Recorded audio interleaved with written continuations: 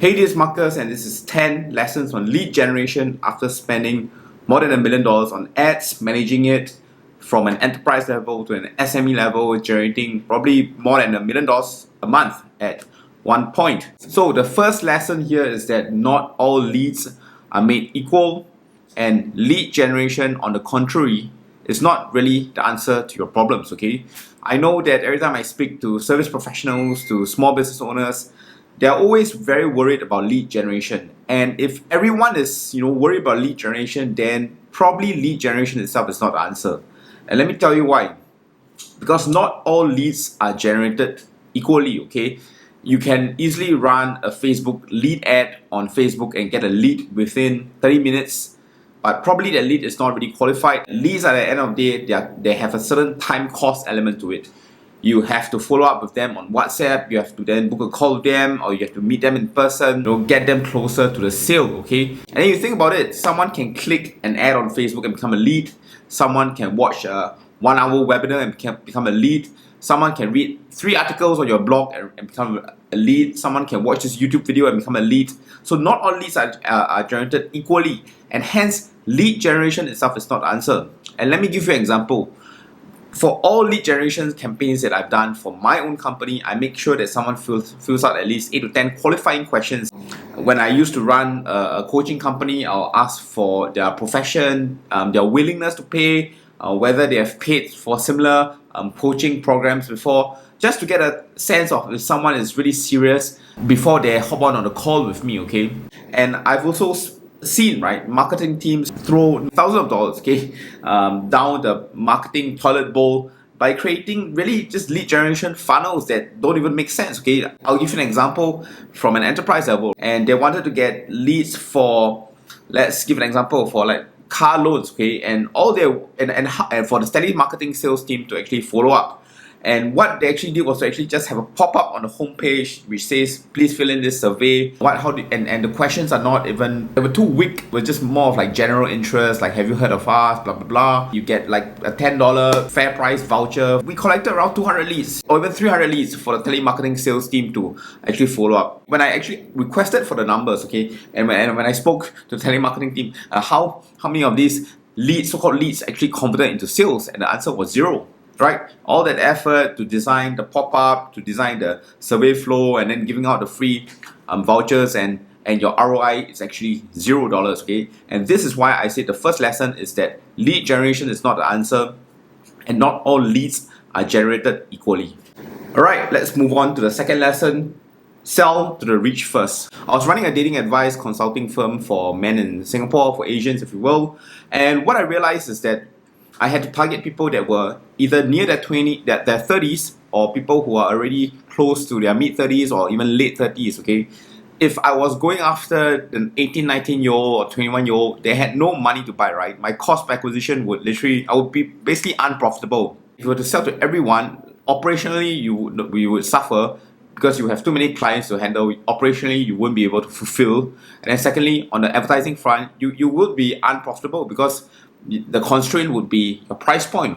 And this is why honing down on your market and actually selling to the rich first actually matters, right? You can't sell to everyone. It's only when you are able to build businesses like Amazon or FedEx and all these huge companies where you're able to so-called sell to the poor, right? Where you're able to sell through volume. For example, Netflix, they are selling $10 subscriptions to billions of people, and hence they're able to afford that kind of business economics. But for an SME owner, for even a service professional, in order to grow, you have to be able to sell to the rich first. Okay, so let's move on to the third lesson. Okay, the third lesson is that he who can make a customer worth more wins, which is sort of related to the second principle. Okay, to paraphrase Dan Kennedy, right? He is a very famous marketer, and he says that he who can spend the most on acquiring a customer wins. Let's paraphrase this, okay? He who can make a customer worth more wins, okay? Let me give you an example, okay? Let me give you an example from my agency days, okay? We were serving this SME F&B owner who was selling bird nests. One transaction was $50, okay? And the way to make a customer worth more was to actually, number one, people paid $1,000 in one go and they could claim the bird nest after. We then side sell these same customers, right? Because this $50 product was the best. We collected their emails, we collected their contact numbers, and then we side sold them other products. And let's think about it from a referral standpoint as well. This is where most people get marketing wrong, right? They think spending on marketing is actually a so-called a waste of money or an expense, okay? If you are in a service industry and you provide a good service to a customer, he or she will more likely refer you, right? And that's word of mouth, right? And hence, when you have a good product and have a good service and you do a good job, and even if you acquire a customer through paid advertising on the front end, they will be able to refer other clients and customers, so-called from the word of mouth, which is entirely cost-free. And hence, this is how you make a customer so-called worth more. And he who can make a customer worth more wins. You can do it by increasing the lifetime value. You can do it by increasing the average order value. But most of all, personally, I believe the best way to make a customer worth more is to just do a good job and basically deliver what you promise, okay? Okay, the fourth lesson on lead generation is this. Test first before building long-term capabilities around it. Today, I consider SEO one of my pet topics, a long-term capability, okay?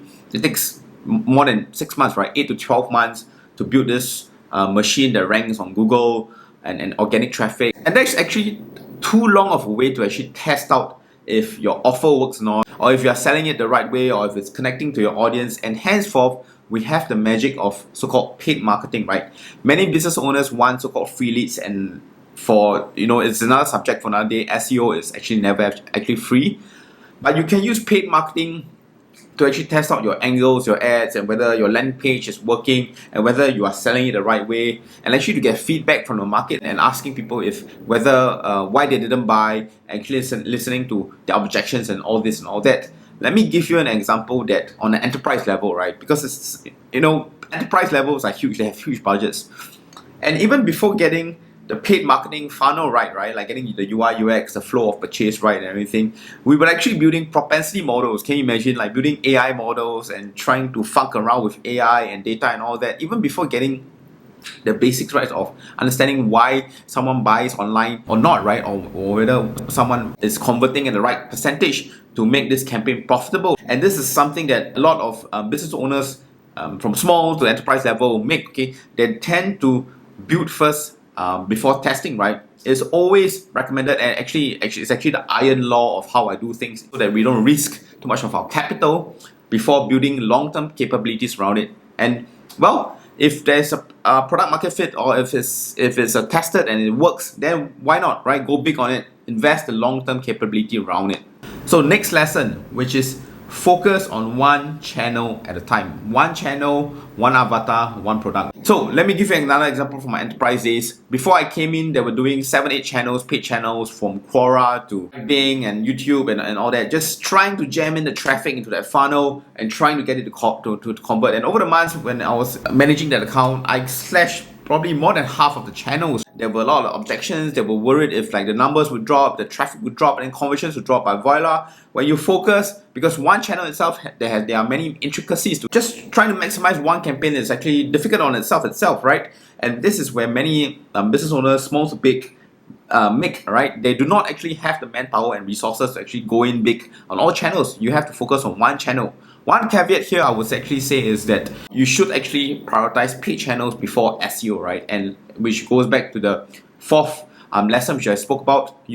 Paid marketing should be used to test before building long-term capabilities such as SEO around it. So when I say focus on one channel, I would actually recommend focusing on a paid marketing channel. Let's move on to the sixth lesson, which is brand and product is actually better than direct response. I came from a direct response background, and actually one of my first paid jobs was actually writing direct response emails for a startup, and eventually I wrote direct response ads on Facebook. But why would I say that brand and product beats direct response eventually? Eventually, your cost of advertising is going to go up in any platform. Any matured marketer will actually tell you this, that once you hit outside that core audience and you go broader and broader and broader, your cost per view, cost per impression goes up, your cost per click goes up, right? And if your product sucks, right, there is no way you're able to profit on the back end, because your cost of advertising is always extrapolating. You're going to have high churn. You're not going to profit on the back end, because if your service and product sucks and your brand sucks, no one's going to repeat orders. No one's going to refer you. You can't rely. That's a funny thing about marketing, right? You can't actually rely on paid marketing to actually get you that profit on the back end. You have to rely on your brand. You have to rely on your product. At the end of the day, you have to brand your company right. You have to deliver the product. And to me, brand is actually just simply getting the small things right. It's your onboarding process. It's whether your UI UX flows correctly. It's whether your emails are written properly. It's when a customer service is on the line and he's able to respond promptly to a customer request. That whole big picture plays into this concept of brand, which is actually very, very related to a product, right, or service. If your product and service is good, you do not have to worry about trying to generate that 1% higher click-through rate through direct response, okay? Now let's move on to the 7th lesson, okay? So for lead generation, there is no exact one technical method nor formula. There's so many people say you have to run a webinar funnel, an opt-in funnel, a case study funnel, a VSL, upsells and all this. And the truth is, what is the underlying principle of it, okay? The underlying principle is that you have to define your market, you have to know your market, number 2, and then you have to sort out your messaging, and then you have to sort out your offer, and then you worry about the technicals, okay? Let me give you an example. There are Instagram pages out there that do not have any funnels or they do not run any paid advertising, but they make on the back end like millions of dollars just from the quality of content on the Instagram page. It's the same for Facebook pages, so on and so forth, or LinkedIn pages or Twitter accounts, if you will. I've sold high ticket products and services using opt-in funnels. I've used call funnels, I've used webinar funnels, I've used ebook funnels, if you will. Even for e-commerce, right, there was the consensus that, somewhere I've heard back then that you cannot use image ads to sell e-commerce products, and I proved that wrong as well. There was a pretty good case study where I did more than $200,000 with just image ads, with the right images, the right creative, the right angles, and right messaging, okay? And it's all contextual, right? A strong brand wouldn't need that complex of a funnel to generate that lead, if you will, or to generate that sales, right? Okay, someone that have consumed a 2 hours webinar, read your book, is going to be a much more qualified lead than someone who just read an article or landed on a landing page and became a lead, right? It's all contextual, and hence there is no one technical method that is going to guarantee you a highly qualified lead. It's all contextual based on the budget that you have, the skill that you are going at, and the amount of brand you have behind you, right? If you have so much content on your Instagram page or your Facebook page, or maybe you have 5 strong case studies that's published on your website, then probably you don't really need that much of a technical fugazi to actually generate a high quality lead, okay? And hence, and this is why I say there's no one technical method. It's all dependent on context. Let's move on to the 8th lead generation lesson, okay? The 8th lesson is that proof is always the number 1 priority as opposed to promise, okay? And promises are easily made in the marketing world. I could promise you that I can make you a millionaire tomorrow. What you want to have is to have proof. Imagine being a fitness trainer and not being in shape. Imagine being a financial consultant who has financial issues, okay? If you do not have the proof, you do not have the case studies, you do not have the testimonials, then offer your services for free, get some customer feedback, get some customer testimonials, and then work from there. And if you can't get customer results to get the testimonials, then guess what? Get better at your product, get better at your service, okay? And ultimately, all this will play out in the long run. To the 9th lesson, which is talking to customers is the king. Paid marketing or whatever traffic funnel that you try to generate, it's just traffic, right? Traffic is a vanity metric. At the end of the day, you have to reiterate the process of your marketing, your messaging, and even your offer, right? Or even your market positioning by speaking to customers themselves.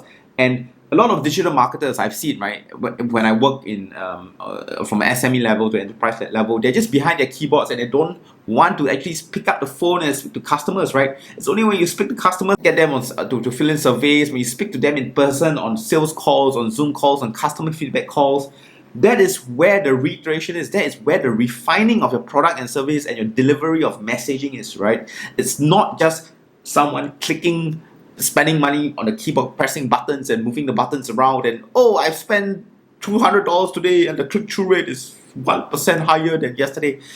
I've generated on $400,000 of sales from a broken Facebook pixel. Can you imagine it? And everyone in the marketing world is so worried about the technicals, right? On a broken face, oh, your pixel got to be optimized and all this. Learn to interact with real people, listen to your customers, look at their objections, look at what they actually dislike or like about their product. Let's move on to the last and final lead generation lesson that I've learned. The better your marketing is, the less you need to sell. I've worked in organizations before where everyone was very frenetic about trying to sell and so-called generate leads, right? To give you an example, I was in my enterprise days and they couldn't sell a certain product online, so they decided to take it offline, right? We spent so much money getting ice cream cards and we printed a bunch of flyers and everyone was so excited, right? We felt like we were so busy, right? We felt like we were doing productive work, going all around Singapore, running about, trying to promote this product, trying to just stuff it into people's face, right? We're trying to get the flyers and like trying to get a QR scan and like the name and the email and giving out free ice creams. Like, will you scan this QR code and will you consider this, blah blah blah, and having complex email sequences behind, and it's all fugazi, right? And we spend actually tens of thousands of dollars and days of full-time staff, labor hours and effort doing that to the whole exercise. It was probably spent $50,000, right? At least and so much of everyone's time. And I see this a lot in service professionals as well, right? They are always running around trying to sell, trying to like stuff it down the throat. And this is where marketing comes to play, right? The better you're marketing this on the front end, the more case studies you have, the better you articulate your message. Maybe you create YouTube videos like this and you listen to your customers and actually know what they are worried about, right? And you present a great alternative.